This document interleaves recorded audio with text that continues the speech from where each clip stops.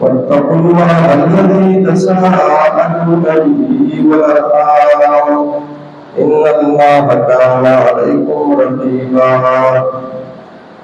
يا أيها الذين آمنوا اتقوا الله وقولوا قولا سديدا يصلح لكم أعمالكم ويغفر لكم ذنوبكم ومن يطع الله ورسوله فقد فاز فوزا عظيما أما بعد فأعوذ بالله السميع العليم من الشيطان الرجيم من همزه ونفخه ونفسه يا أيها الناس إنا خلقناكم من ذكر وأنثى وجعلناكم شعوبا وقبائل لتعارفوا إن أكرمكم عند الله أتقاكم إن الله عليم خبير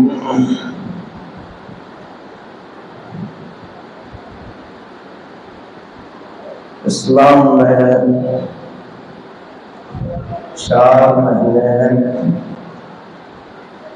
عزت اور احترام والے مہینے ہیں۔ ان مہینوں میں سے یہ ایک مہینہ چل رہا ہے جو اشہر الحج میں آتا ہے، حج کے مہینے۔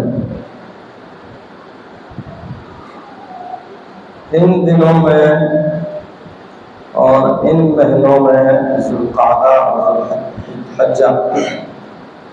ذوالحج اس میں حج ہوتا ہے، اور میرے نبی صلی اللہ علیہ وسلم نے ہجرت کے بعد صرف ایک حج کیا ہے۔ ہجرت سے پہلے آپ نے بہت سارے حج کیے۔ آپ حج کے دوران خصوصی طور پر دعوت اور تبلیغ کے لیے جایا کرتے تھے، لیکن حج بھی آپ نے کیے ہجرت کے بعد۔ اللہ کے رسول صلی اللہ علیہ وسلم نے صرف ایک حج کیا جس کو حجۃ الوداع کے نام سے جانا جاتا ہے۔ یہ حج آپ کی زندگی کا ہجرت کے بعد کا پہلا اور آخری حج تھا، اس لیے اس کو حجۃ الوداع کہتے ہیں۔ اور اللہ کے رسول صلی اللہ علیہ وسلم نے اس حج کے اندر جو خطبے دیے اس میں سے ایک خطبہ حجۃ الوداع کا ہے، خصوصی خطبہ۔ اس میں آپ نے فرمایا کہ لعلی لا القاکم بعد عامی ھذا، ہو سکتا ہے کہ اگلے سال میری اور آپ کی ملاقات نہ ہو۔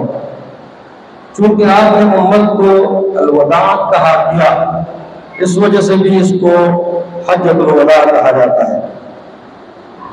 اس حج میں اللہ کے رسول صلی اللہ علیہ وسلم نے خطبے دیے، تو اطاعت رسول اور محبت رسول اور موقع کے اعتبار سے میں یہ مناسب سمجھتا ہوں کہ آپ کے سامنے ان خطبوں کے چند پوائنٹ ذکر کروں۔ ساری باتیں خاص ہے پوائنٹ، لیکن چند بتوفیق اللہ۔ اس حج میں 3 یا 4 خطبے دیے گئے ہیں۔ جنہوں نے 4 خطبوں کا ذکر کیا ہے، تو ایک خطبہ آپ نے 7 تاریخ کو بیت اللہ کے قریب دیا تھا، چونکہ حج ابھی شروع نہیں ہوا تھا مستقلاً۔ اگرچہ آپ نے احرام نہیں کھولا تھا، آپ اسی عمرے کے احرام میں تھے، اور حج 8 تاریخ کو شروع ہوتا ہے، تو اس لیے اس کو بعض علماء نے مستقل خطبہ شمار نہیں کیا ہے اور بعض نے مستقل شمار کیا ہے۔ اگر اس کو مستقل خطبہ شمار کیا جائے تو 7 تاریخ کا ایک خطبہ ہے، 9 تاریخ کا دوسرا خطبہ ہے، یوم النحر 10 تاریخ کا تیسرا خطبہ ہے، اور ایام التشریق کے دوسرے دن کا یہ 14 خطبہ بنے گا۔ اگر غیر مستقل نہ کرتا ہو جائے تو 3 خطبے ہو جائیں گے۔ ان تینوں یا چاروں خطبوں کے اندر اللہ کے رسول صلی اللہ علیہ وسلم نے عالمگیر خطاب کیا، عظیم الشان خطاب، جو در حقیقت اسلام کے سنہرے اصولوں پر مبنی خطابات تھے۔ ان میں سے یہ مختلف خطابات ہیں، اور ان تمام خطبوں کا نچوڑ میں آپ کے سامنے وقت کے اختصار کے پیش نظر رکھنا چاہتا ہوں انشاءاللہ۔ ایک خطاب آپ کا یہ تھا کہ آپ نے فرمایا لوگوں ان ربکم واحد، تمہارا پروردگار ایک ہی ہے۔ تو اس میں اللہ کے رسول صلی اللہ علیہ وسلم نے یہ 1,44,000 تقریباً کم و بیش بڑے پاکیزہ اور برگزیدہ ہستیوں کی جماعت کو خطاب کیا، اور ان کو تعلیم اور دین اور ان کی تربیت دی کہ تمہارا پالنے والا ایک ہے، ان ربکم واحد، کوئی دوسرا داتا دستگیر، کوئی بخش اور کوئی مراد بخش نہیں ہے، ایک اللہ ہے المعطی داتا، ایک اللہ ہے خزانے دینے والا، ایک اللہ ہے پالنے والا، ان ربکم واحد۔ دوسرا خطاب آپ نے انسانی مساوات کے حوالے سے کیا، آپ نے فرمایا ان اباکم واحد، تم سب کا باپ ایک ہے، تم سب کا باپ ایک ہے، یا ایھا الناس انا خلقناکم من ذکر و انثی وجعلناکم شعوبا وقبائل لتعارفوا، لوگوں ہم نے تمہیں ایک مرد اور ایک عورت سے پیدا کیا، ان سب کا باپ ایک ہے۔ تو یہاں آپ نے وہ قومیتوں، انسانی تفاخر، اسی طرح دیگر جو فخر کی باتیں تھی ان سب کو مٹایا کہ تم سب کا باپ ایک ہے، ان اباکم واحد، لا فضل لعربی علی عجمی ولا لاحمر علی اسود ولا لاسود علی احمر الا بالتقوی، کسی عربی کو کوئی عجمی کو فضیلت نہیں، ان لوگوں کے اندر ایک نخوت تھی، ایک تکبر تھا، وہ لوگ اپنے آپ کو بہت زیادہ بڑا سمجھتے تھے۔ تو میرے نبی نے فرمایا کوئی بڑائی نہیں ہے، لا فضلہ، فضیلت ہے ہی نہیں بالکل کسی عربی کو عجمی پر اور کسی عجمی کو عربی پر، کسی کالے گورے کو کالے پر اور کسی کالے کو گورے پر، یہ رنگوں کے امتیازات، یہ نسلوں کے امتیازات، یہ باقی قومی عصبیتیں، سارے کے سارے آپ نے مٹائی اس خطبے میں، ان اباکم واحد۔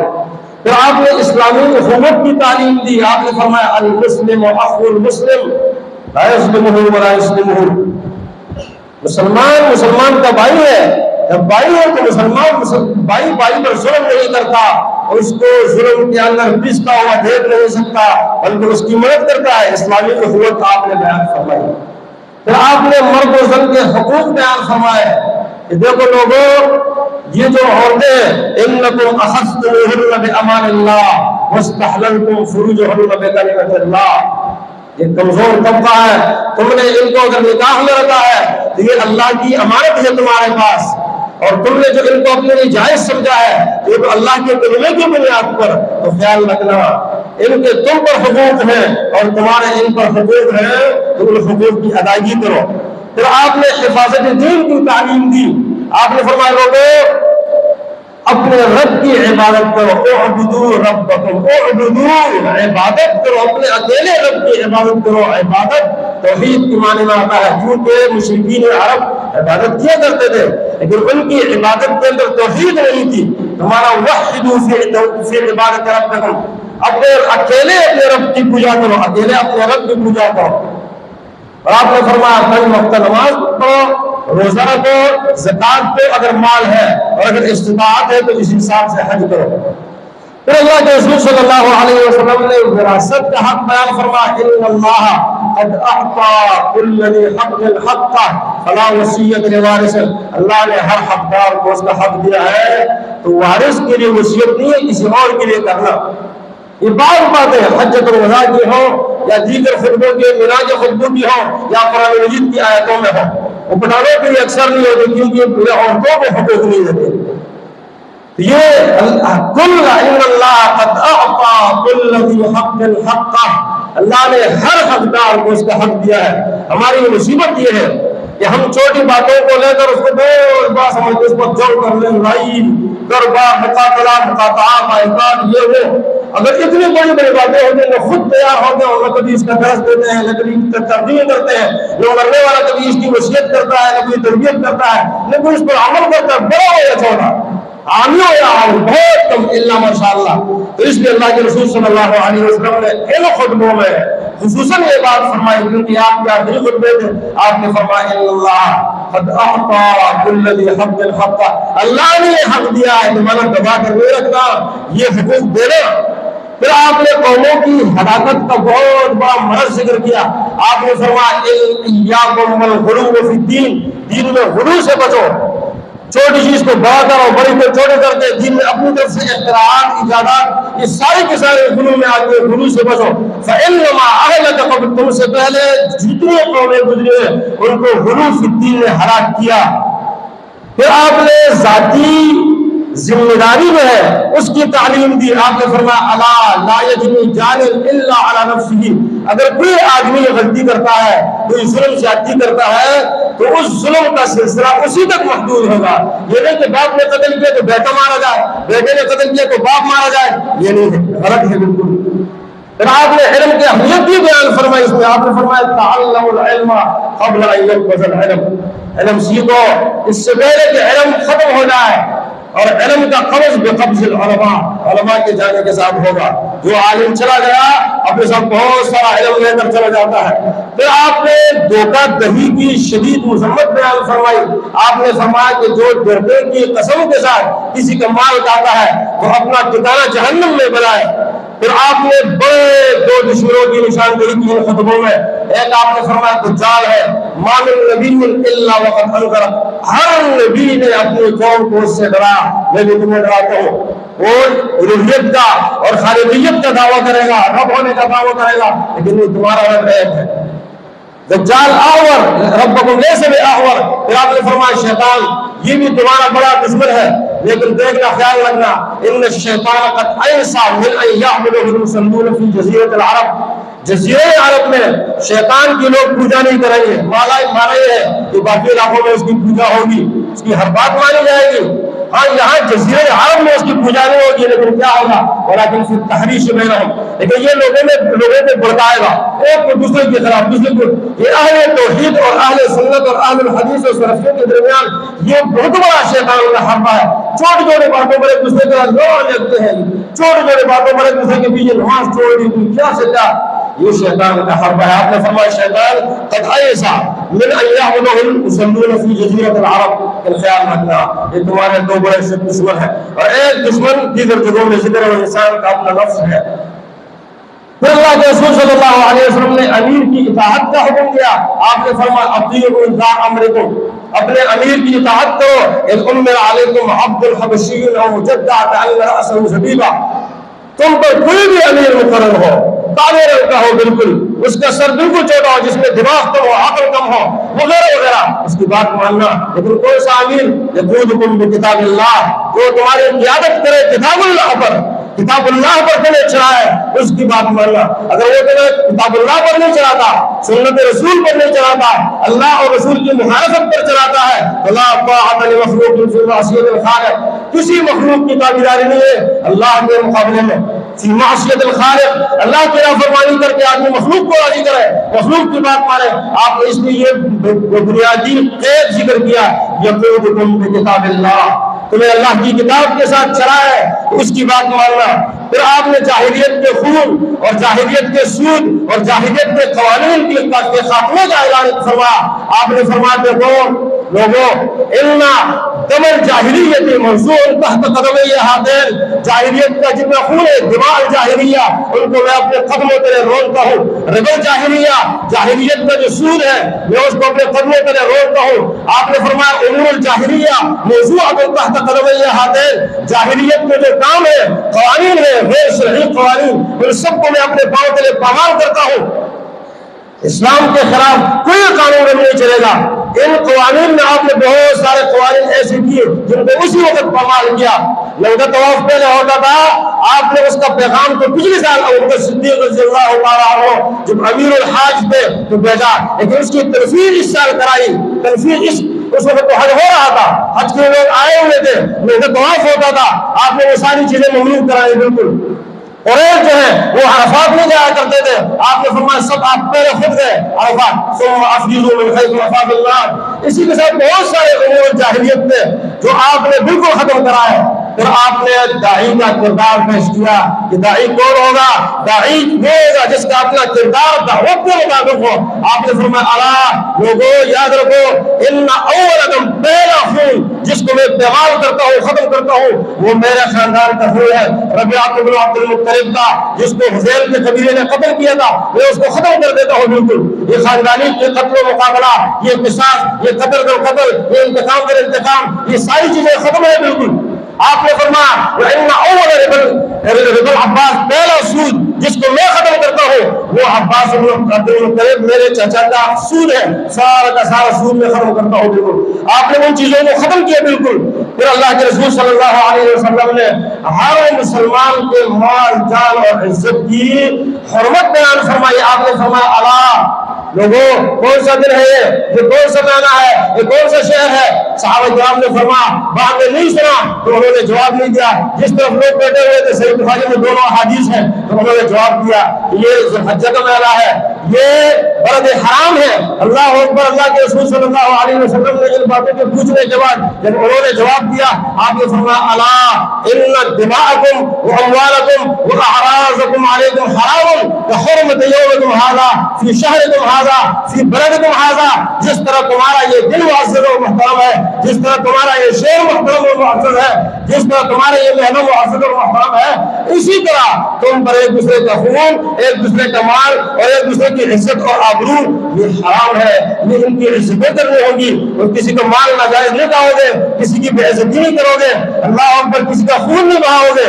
آپ نے یہ چیزیں بیان فرمائی۔ پھر آپ نے اتحاد کا درس دیا، اتحاد کا درس دیا۔ آپ نے فرمایا لا ترجعوا لا ترجعوا بعدی کفار، اور فی روایت ذللا یضرب بعضکم رقاب بعض، میرے باپ گمراہ نہیں ہو جانا، کافر نہیں ہونا، کافروں کی طرح کام نہیں کرنا کہ ایک دوسرے کی گردنیں اڑاؤ، نہیں بلکہ ایک جان ہو جاؤ، یک جان ہو جاؤ۔ پھر آپ نے ختم نبوت کی تعلیم کی۔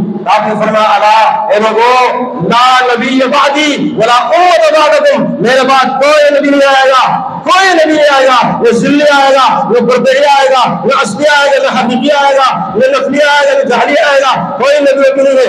لا نبی انا خاتم النبیین لا نبی بعدی، میرے بعد کوئی نبی نہیں آئے گا، ولا نبوت بعدکم، اور تمہارے بعد کوئی ولا امت بعدکم، اور تمہارے بعد کوئی امت بھی نہیں آئے گی۔ جس طرح میرے بعد نبی نہیں تو اس طرح تمہارے بعد امت نہیں، امت بھی ختم، یہ آخری امت ہے اور یہ نبوت بھی ختم۔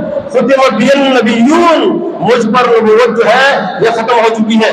ختم نبوت یہ عقیدہ ہے، عقیدہ رسالت کا عقیدہ ہے، یہ کوئی معمولی عقیدہ نہیں۔ اور اس لیے اللہ کے رسول صلی اللہ علیہ وسلم نے اس عقیدے کا اعلان 1,44,000 برگزیدہ افراد کے درمیان کیا۔ وہ لوگ وہ ایک شخص جس کا سارے تابعین مقابلہ نہیں کر سکتے ہیں۔ اللہ اکبر۔ اللہ کے رسول نے فرمایا لا تسبوا اصحابی، میرے صحابہ کو گالیاں نہیں دینا، مجھے اللہ کی قسم ہے اگر تم احد پہاڑ کے اوپر سونا خرچ کرو تو یہ تمہارے اگر تم لوگ لو ان احدکم انفق مثل احد ذهبا ما بلغ مد احدهم ولا نصيبه، اگر تم احد پہاڑ کے اوپر سونا خرچ کرو تو ان لوگوں کے مد اور آدھے مد تک نہیں پہنچ سکتا، یہ 10 چٹان یا 8 چٹان اور یہ 5 چٹان اور یہ 4 چٹان اس تک نہیں پہنچ سکتا ہے۔ بہت پہاڑ کتنا تمہارا سونا، یہ عظیم لوگ ہے۔ تو اللہ کے رسول صلی اللہ علیہ وسلم نے ان لوگوں کے سامنے ختم نبوت کی یہ تعلیم دی، اور یہ ان خاص خطبوں میں، ان 4 خطبوں میں ختم نبوت، پھر تکمیل دین آپ نے اس کا اعلان کیا کہ دین لوگوں کامل ہو چکا ہے، تکمیل دین کامل ہو چکا ہے۔ اللہ تبارک و تعالی نے آیتیں بھی اس میں اتاری، اليوم اکملت لکم دینکم واتممت علیکم نعمتی ورضیت لکم الاسلام دینا۔ رب العالمین نے فرمایا لوگوں آج کے دن میں نے تمہارے لیے اپنا دین مکمل کر دیا ہے، واتممت علیکم نعمتی، اور میں نے نعمت تم پر میں نے مکمل کر دی ہے، تمام کر دی ہے، میں تمہارے لیے دین اسلام کو پسند کیا ہے۔ تو اگر کوئی شخص اس دین کو چھوڑ کر کسی اور دین کو اختیار کرے ومن یبتغی غیر الاسلام دینا فلن يقبل منه وهو في الاخرة من الخاسرین. اور پھر رسول اللہ صلی اللہ علیہ وسلم نے اصولی دین بیان فرمایا. اصولی دین آپ نے بیان فرمایا. آپ اس کو اصولی دین بھی کہہ سکتے ہو, اصولی ہدایت بھی کہہ سکتے ہو. آپ نے فرمایا لوگوں کہ ان آخری حجۃ الوداع کے خطبوں میں آپ نے فرمایا لوگوں میں تم نے دو چیزیں چون کر جا رہا ہوں, ما ان اعتصمتم بہما لن تضلوا بعد. مصدرت حاکم کی حدیث ہے. یہ انہی خطبوں میں آپ نے ارشاد فرمایا جہاں تکمیل دین بیان فرمائی تو اس کے ساتھ آپ نے فرمایا کہ دین اگر کامل ہوا ہے تو دو چیزوں کے اندر اور اصول ہدایت دو چیزیں ہیں, لا الہ الا اللہ محمد رسول اللہ, یہ کامیابی کی ضمانت ہے.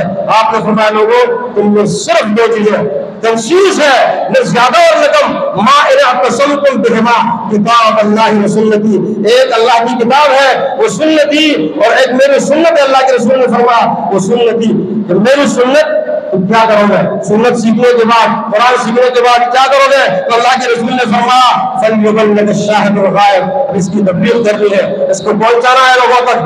آپ نے پھر فرمایا فلیبلغ الشاہد الغائب, جو سن رہے ہو لوگوں تک پہنچاؤ. یہ جو آلات ہے نا, یہ آلات یہ دین کے پھیلاؤ کے لیے اس کو استعمال کرو. اللہ کے بندوں لوگ اپنی بدعات پھیلا رہے ہیں, خرافات پھیلا رہے ہیں, شرک پھیلا رہے ہیں, گناہیاں پھیلا رہے ہیں, اور آپ یہ دین نہیں پھیلا سکتے ہیں. یہ آلات جو ہے اس کو دین کے پھیلاؤ کے لیے استعمال کرو. یہ بھی تو ہوگا اگر کبھی گناہ ہوگا, اللہ کے رسول نے فرمایا گناہ ہو جائے تو پھر کیا کر, وَاتْبِعِ السَّيِّئَةَ الْحَسَنَةَ تَمْحُهَا, گناہ کے بعد فوراً نیکی کر, تمحوها, وہ اس گناہ کو مٹا دے گا. یہ نیکی خود بھی گناہوں کو مٹاتی ہے, نیکی گناہ کو مٹاتی ہے. صرف گناہ نہیں, اس کو پھیلاؤ. دین کو اللہ کے رسول کا آخری دستور کا آپ نے بیان فرمایا. یہ خطبے کے اندر آپ نے یہ اللہ اللہ آگاہ ہو, اللہ تنبیہ کے لیے آتا ہے. جو لوگ سوئے ہوتے ہیں نا تو ان کے لیے آتا ہے. من دخلہ کان نائما, بعض مدارس ہے اس کے بارے میں ہمارے اساتذہ کہا کرتے تھے کہ یہاں جو داخل ہو گیا من دخلہ کان نائما, تم نائم سو جاتے ہیں, اہم نائما, سو مت ہو, بیداری اختیار کرو. پھر اللہ کے رسول صلی اللہ علیہ وسلم نے آخر میں فرمایا, فکر آخرت کی آپ نے تربیت کی. آپ نے فرمایا انکم, یہ اس خطبہ حجۃ الوداع کے الفاظ ہیں. آپ نے فرمایا لوگوں انکم ستلقون ربکم, یقیناً تم اپنے رب سے ملو گے. یہ دنیا کی زندگی ایسی نہیں ہے کہ بس منہ اٹھایا آیا, نماز پڑھی نہیں پڑھی, روزہ رکھا نہیں رکھا, دین سیکھا پہلا دل نہیں پہلا, نہیں, تم اپنے رب سے ملو گے. ستلقون ربکم فسیسألکم عن اعمالکم, تم سے تمہارے اعمال کی پوچھے گا. مجھے بتاؤ اگر ایک شخص کو صرف اگر یہ کہہ دیا جائے نا کہ فلاں کھانے والے نے آپ کو بلایا ہے اور تمہاری پوچھ ہو رہی ہے, اور اس کو کیا ہوگا میرے ساتھ, تھانے سے ڈرتا ہے یہاں. اگر اس سے کوئی بڑا افیسر ہو, وہ اگر کوئی اوپر والے ہو, ڈر جائے, پریشان ہو جائے کہ میرے کیا ہوگا, تو تم نے رب سے لینا ہے. میرے نبی نے فرمایا, اور یقیناً یہ موت تو ہے نا, یقیناً کتنے لوگ پہلے کیا ملی ہوئے, اگلے جمعے میں کون ہوگا کون نہیں ہوگا کوئی پتہ نہیں ہے, تو اس لیے سدھر جاؤ. میرے نبی نے فرمایا سدھر جاؤ. ستلقون ربکم, تم اپنے رب سے ملو گے. فسیسألکم عن اعمالکم, تم سے تمہارے اعمال کے بارے میں پوچھے گا اللہ, تم سے پوچھے گا. فیومئذ لا یسأل عن ذنبہ انس ولا جان, کسی انسان اور کسی جان کسی جن سے یہ نہیں پوچھا جائے گا تو نے گناہ کیا ہے یا نہیں ہے. لنسألن الذین ارسل الیہم